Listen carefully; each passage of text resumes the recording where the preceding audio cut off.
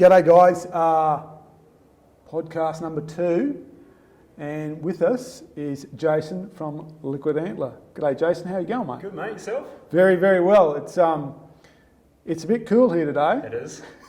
And it's strange enough, it seems to get cooler as the day progressed, which doesn't make much sense. But anyway, so yeah, we're at the show here at the Toowoomba Outdoor Expo. Specifically, we're in the hunting section. And Jason reached out to us a couple of days ago and told us that he was going to be up here. So we thought, let's have a chat. So over to you. Tell us a little bit about Liquid Antler. So Liquid Antler is just a YouTube kind of Instagram thing I've got going. It's just kind of a platform to highlight some of my hunts I do around Queensland, across to the border in New South Wales, as well as over in New Zealand, so where I'm originally from. Mm-hmm. Now the border's open, I'm trying to get back there a couple of times a year to get a few hunts in over there as well. Okay, so with your in Queensland, you said you're hunting reds? Yes, I am hunting reds there on private property. Yeah, which is, for most of us, that's what it's really about. Yep. I'm the same. And in New South Wales under the R licence, which probably, for a lot of people, is probably the more accessible thing. So what kind of R licence hunts have you been putting together? So predominantly solo hunts. I enjoy hunting by myself. I like a good chance to kind of reset. So I just got back from a 4-day hunt down at Styx State Forest. Oh yeah, another one. Yeah, so I went down about 6 hours south of Brizzy. Mm-hmm. Went down there, never been there before, and spent 4 days exploring and loving it. Pretty tough hunting for me. It was more just a recce trip to kind of get a feel for the area, but just beautiful country. Just loved it. Just exploring there, some beautiful rivers. And yeah, had a great time.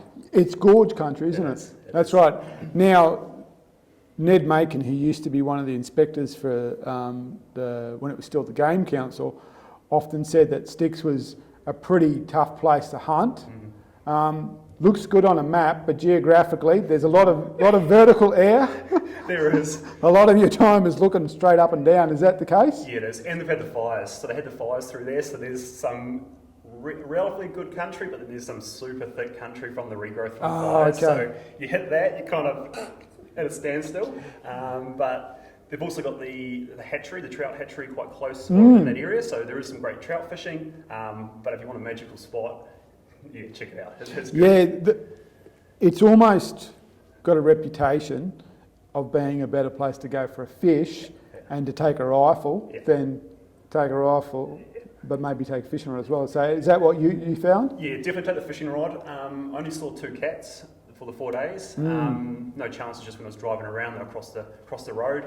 Apart from that, I didn't come across a lot of sign, but I think there's definitely potential in there, and it's going to definitely warrant a follow-up trip. Yeah, someone mentioned that it would probably be a really good place for an indicator dog. Mm-hmm. Yeah. Yeah.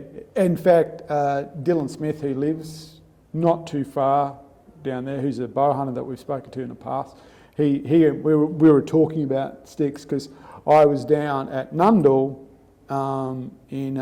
only a few weeks ago, and it's kind of similar area. Yeah. You're along the waterfall. Why?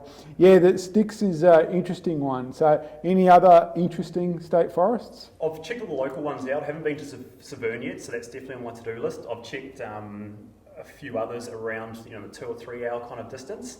And from there, I put a bit of a video together, trying to highlight and showcase the area. Which ones were those? Barook. Barook, yep. And the next one beside that, Bunu. Yeah, Bunu. I think that's the one. So those are the 3 I've done so far. I only got my license just probably 12 months ago. Yep. So early stage of the New South Wales thing. So probably next one, push down to Nundle. Check out Nundle and How'd you go in those other state forests? Quite open, not a lot of sign, some big sign, definitely quite a few pigs getting through there. I think they were quite short trips, it's more just a recce to get a feel for the area, you need to put the time in. There's definitely game in there, but you're going to have to spend that time to get it sussed out. Yeah, Severn's, and people have said to us now that we spoke about Severn so much, basically you can't book in there anymore. Yeah, it's busy. Maybe we should get a spotter's fee or something, a booking fee like Ticketek. But anyway, it's a funny forest in that it is very productive and it's very close. A lot of those ones in that same area, kind of geographically, you would think, well, they would produce the same, but they don't. And what I've always found is if you kind of go east of the New England Highway, you start to get into that hinterland country, which is incredibly different country. So you start to get gorge country, you start to get really heavy vegetation and stuff like that. Whereas if you're kind of west of the New England, you get a little bit more open country, and it translates. Nundle's a bit different because Nundle is, while technically it's east of the New England, it's got that altitude, and it's also a worked forest. So it's people are in there clearing it, moving it. It's a functioning operating forest, so it has a completely different feel. But everyone from Queensland with an R licence should hunt Nundle. Exactly, and that's probably what next to do. Head down there, have a look-see. Sure. 5 or 6 days out and head down there and just give it a good crack. So looking forward to that. If you can hear that, there's like a motorcycle extreme sports event going on outside at the moment. That's their music. But anyway, so rifle or bow hunter? Rifle. I do dabble a little bit in the bow, something I'm wanting to get into a little bit more, but predominantly been rifle. Yeah. I'm a dabbler. Yeah. I'm a dabbler. Yeah. So you set up. Tell us about your setup. Very basic. Pretty much my go-to setup at the moment is just a Howell 1500, since 6.5 Creedmoor. So yeah, another Creedmoor fanboy. And I'm running a 6-Aura BX scope on the top. It's a rangefinder thing that kind of. I think that's what Ian runs. Okay. A Sig Sawyer, I think so. Yeah, it's one of the ones that's got the built-in. Yeah, so you've got the rangefinder, you can range, and it kind of feeds back and forth between the scope. Sure. So running that, and it's doing me well. So I've had that set up now for about 18 months, and yeah. Okay, so to give you a massive plug, what's your details on YouTube? Liquid Antler, check it out. Pretty much everything camping, hunting and fishing around New South Wales, Queensland and New Zealand. Okay, cool. Anything you want to... let's final. So tell us about New Zealand. What have you hunted in New Zealand? I've hunted everything over there. Try and get back as much as possible. Back in 2012, took 6 months, hunted the whole length of New Zealand, all 7 species of deer, tahr, chamois, with a mate, so which was a pretty cool trip. So kind of started down Stewart Island, hunting whitetail through Fiordland, Wapiti, reds, tahr. It was a pretty epic trip. And then April, just got back from a Sika hunt. Spent 6 days hunting Sika in the Kaimanoas. So got... I think I know where that is.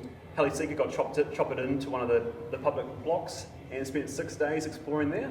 Yeah. So shot a 6-pointer or a 3x3. Yep. And saw quite a few animals and putting a video together at the moment for that. Very cool. So back to it, Liquid Antler. Check it out on YouTube, and of course you're on Instagram. Yeah, the same thing, Liquid Antler. Check it out. And Facebook.